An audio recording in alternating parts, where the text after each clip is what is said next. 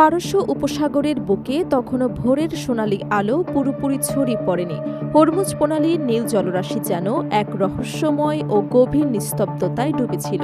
সমুদ্রের নোনা বাতাস বইছিল ধীর গতিতে, কিন্তু চারপাশের এই থমথমে শান্ত আবহাওয়ার আড়ালে লুকিয়েছিল এক ভয়ঙ্কর ও মারাত্মক রহস্য, যা খুব শীঘ্রই সমগ্র মধ্যপ্রাচ্যের সামরিক ভারসাম্যকে এক ধাক্কায় বদলে দিতে যাচ্ছিল।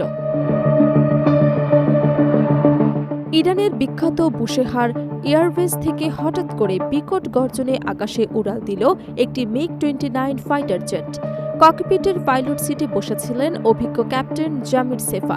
ইরানি বিমান বাহিনীতে এই নামটি অত্যন্ত শ্রদ্ধার সাথে উচ্চারিত হয়। কয়েক দশকের দীর্ঘ অভিজ্ঞতা আর কঠিন পরিস্থিতিতে অসীম সাহসিকতার সাথে বিমান চালানোর দক্ষতার জন্য তিনি পুরো বাহিনীতে পরিচিত। কিন্তু সেদিন আকাশসীমায় তিনি যা দেখেছিলেন তা ছিল তার পুরো সামরিক জীবনের সবচেয়ে বিপজ্জনক ও শ্বাসরুদ্ধকর অভিজ্ঞতা। আকাশে ওঠার আগেই বাতাসটা কেমন যেন ভারী হয়ে এসেছিল। ককপিটের কাচের ওপর সকালের হালকা রোদ ঠিকই পড়ছিল, কিন্তু সেই রোদের আড়ালে লুকিয়েছিল এক অজানা মৃত্যুর ভয়। ঘটনার সূত্রপাত হয়েছিল আরও কিছুটা আগে থেকে। হরমুজ প্রণালীর চারপাশে তখন নিরাপত্তা জোরদার করে বেসামরিক জাহাজ চলাচল প্রায় নিয়ন্ত্রিত করা হয়েছিল। ইরানের সরাসরি অনুমতি ছাড়া কোনো বাণিজ্যিক জাহাজই সেই জলপথ অতিক্রম করতে পারছিল না। এমন করা নিয়ন্ত্রণের মধ্যেই ইরানের রাডার কন্ট্রোল রুমে থাকা অফিসাররা মনিটরে একটি অদ্ভুত ও রহস্যময় সিগন্যাল লক্ষ্য করলেন। একটি অজানা জাহাজ নিঃশব্দে দ্রুত গতিতে এগিয়ে আসছিল হরমুজ প্রণালীর দিকে। সবচেয়ে চিন্তার বিষয় ছিল জাহাজটার স্বয়ংক্রিয় ট্রান্সপন্ডার সম্পূর্ণ বন্ধ ছিল। এর অর্থ হল স্বাভাবিক উপায়ে জাহাজটির সাথে যোগাযোগ করা একেবারেই অসম্ভব। জাহাজটি কোন দেশের, কোথায় এর গন্তব্য, আর এর ভেতরে বা কী রয়েছে তার কোনো তথ্যই পাওয়া যাচ্ছিল না। প্রায় আধ ঘন্টা ধরে রেডিও সিগন্যালে যোগাযোগের চেষ্টা করেও কোনো সাড়া মিলল না। ঘরে কেবল রাডারের যান্ত্রিক বিপিং শব্দ পাচ্ছিল। রহস্য ভেদ করতে শেষ পর্যন্ত ক্যাপ্টেন জামির সেফাকে নির্দেশ দেওয়া হলো ঘটনা পর্যবেক্ষণ করার জন্য। ক্যাপ্টেন সেফা যখন তার মিগ-29 নিয়ে হরমুজ প্রণালীর উপর পৌঁছাচ্ছিলেন, তখন তিনি নিজে তাজ্জব হয়ে দেখলেন ওটি আসলে ভারতের পতাকা লাগানো একটি বিশাল কার্গো জাহাজ। সাধারণত ভারতের বাণিজ্যিক জাহাজগুলো ইরানের সাথে যোগাযোগ রেখে চলাচল করে, কিন্তু এই জাহাজটি যেন কোনো ভুতুড়ে জাহাজের মতো নিস্তব্ধতায় এগিয়ে যাচ্ছিল। প্রয়োজনীয় তথ্য সংগ্রহ করে ক্যাপ্টেন সেফা ঘাঁটিতে ফেরার পথ ধরলেন।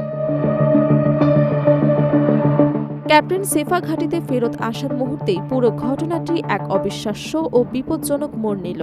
রাডার কন্ট্রোল রুমের অফিসাররা চমকে উঠলেন যখন স্ক্রিনে দেখা গেল একটি F-35 স্টেলথ যুদ্ধ বিমান ওই এলাকার উপর টহল দিচ্ছে। পৃথিবীতে এই অতি আধুনিক বিমানটি কেবল আমেরিকা এবং তাদের মিত্রদের কাছেই রয়েছে। বিমানটি কিছু সময় আকাশে চক্কর কেটে অদৃশ্যে মিলিয়ে গেল। একটি ভারতীয় সাধারণ জাহাজের সাথে এই স্টিলথ ফাইটার জেটের কি সম্পর্ক? প্রশ্ন কাটতে না কাটতেই সমুদ্রে হাজির হল আমেরিকার নৌবাহিনীর একটি শক্তিশালী আর্লি প্রাক ক্লাসের গাইডেড মিসাইল ডেস্ট্রয়ার যুদ্ধজাহাজ। নিরাপত্তা অফিসাররা বুঝতে পারছিলেন ইরানের চোখ ফাঁকি দিয়ে কোনো এক অদৃশ্য জাল বোনা হচ্ছে। মূল ষড়যন্ত্র ধরতে তারা পুনরায় ক্যাপ্টেন সেফাকে সাগরে ফেরত পাঠালেন। ক্যাপ্টেন সেফা যখন পুনরায় সাগরের ওপর পৌঁছাচ্ছিলেন, তখনই ককপিটে বেজে উঠল অ্যালার্ম সাইরেন, রাডার লক।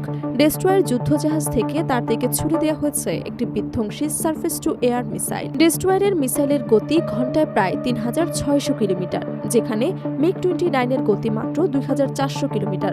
সোজা পথে পালিয়ে বাঁচাও সম্ভব। ক্যাপ্টেন সেফা তার সামরিক অভিজ্ঞতার সর্বোচ্চ ঝুঁকিটি নিলেন। তিনি বিমানটিকে একদম সমুদ্রের নোনা পানির ইঞ্চি খানেক ওপর নামিয়ে আনলেন। সাগরের উত্তাল ঢেউ আর সি স্প্রেড রাডার সিগন্যালকে বিচ্ছিন্ন করে দিল। ধেয়ে আসা মারণাস্ত্রটি তার লক্ষ্যবস্তু হয়ে সাগরে আছড়ে পড়ল। মৃত্যুর মুখ থেকে ফিরে এলেন সেফা। ইরানি বিমানে সরাসরি এই হামলার খবর পেতে খুবই ফেটে পড়ে কন্ট্রোল রুম। এবার কোনো সতর্কতা নয়, শুরু হলো ইরানের কড়া পাল্টা জবাব। আমেরিকান ডেস্ট্রয়ার জাহাজটি তাদের দিকে ধেয়ে আসা দুটি শাহেদ ড্রোন ঠেকাতে ব্যস্ত হয়ে পড়ে। তারা তাদের মিসাইল ডিফেন্স গান চালনা শুরু করে, কিন্তু এটাই ছিল তাদের কৌশলগত ভুল। ড্রোন ধ্বংস করতে গিয়ে তারা বিভ্রান্ত হওয়ার ফাঁকেই ইরানের আসল প্রলয়ঙ্কারী S-300 মিসাইলটি সমুদ্রের বুক চিরে ডেস্ট্রয়ারের ওপর আছড়ে পড়ে। পরবর্তীতে আন্তর্জাতিক সংবাদ মাধ্যমে প্রকাশিত হয় ওই মার্কিন যুদ্ধ জাহাজের প্রধান রাডার সিস্টেম মারাত্মকভাবে ধ্বংস হয়ে যায়। এই ঘটনার পর ইরান থেকে সমস্ত আন্তর্জাতিক জাহাজের ওপর শেষ করা সতর্কবার্তা জারি করা হয়। আমেরিকা পরবর্তীতে এই ঘটনাকে নিছক রুটিন অভিযান ও ভুল বোঝাবুঝি বলে ধামাচাপা দেওয়ার চেষ্টা করলেও ইরান তাদের পুরো আকাশ ও জলসীমাকে এখন দুর্ভেদ্য দুর্গে পরিণত করেছে। পারস্য উপসাগরের ওপর দিয়ে বইতে থাকা বাতাস আজ আর শান্ত নেই। সেই নোনা বাতাসে এখন মিশে আছে বিষাক্ত বারুদের গন্ধ। পাহাড়ে আর সাগরের গভীরে এখন চরম যুদ্ধের সতর্কতা। রাডারের সেই সবুজ আলোর ভেতরেই যেন লুকিয়ে আছে আগামী দিনের আসল ভাগ্য। কে টিকবে আর কে ধূলিসাৎ হবে। হরমুজ প্রণালীর সেই উত্তাল রক্তক্ষয়ী ঘটনার পর আন্তর্জাতিক রাজনীতি এবং তথ্য প্রযুক্তির ময়দানে শুরু হলো আসল দ্বিতীয় যুদ্ধ, তথ্যযুদ্ধ। পেন্টাগন এবং হোয়াইট হাউসের শীর্ষ কর্মকর্তারা মধ্যপ্রাচ্যে মার্কিন নৌবাহিনীর এই নজিরবিহীন ও লজ্জাজনক ব্যর্থতা ধামাচাপা দিতে একের পর এক সাফাই গাইতে শুরু করলেন। মার্কিন প্রতিরক্ষা দপ্তরের পক্ষ থেকে তড়িঘড়ি বিবৃতি দিয়ে দাবি করা হলো এটি নাকি ছিল তাদের নৌবহরের স্রেফ একটি সাধারণ রুটিন মহড়া। তাদের দাবি মার্কিন F-35 বিমান ও ডেস্ট্রয়ার জাহাজটি কেবল পথ ভুল করে সাময়িকভাবে ওই আন্তর্জাতিক জলসীমার কাছে চলে গিয়েছিল এবং পুরোটাই ঘটেছিল একটি অনাকাঙ্ক্ষিত কারিগরি ভুল বোঝাবুঝির কারণে। কিন্তু পেন্টাগনের এই সাজানো গল্প বিশ্ব রাজনীতির দরবারে বিন্দুমাত্র গ্রহণযোগ্যতা পেল না, কারণ উপগ্রহ চিত্রে ততক্ষণে স্পষ্ট দেখা গেছে মার্কিন ডেস্ট্রয়ারের ক্ষতিগ্রস্ত রাডার ও কঙ্কালসার উপরিভাগ থেকে কালো ধোঁয়া বেরাচ্ছে, যা ওয়াশিংটনের অপরাজেয় থাকার মিথকে ধূলিসাৎ করে দিয়েছে। অন্যদিকে তেহরান থেকে কোনো রকম ভুতুরে অজুহাত বা কূটনৈতিক নরম বার্তা দেওয়া হয়নি। ইরানের সর্বোচ্চ নিরাপত্তা কাউন্সিল থেকে সরাসরি রেড অ্যালার্ট বা লাল সতর্কবার্তা জারি করে সমস্ত আন্তর্জাতিক বাণিজ্য ও সামরিক জাহাজকে শেষ সতর্কবাণী দেওয়া হলো।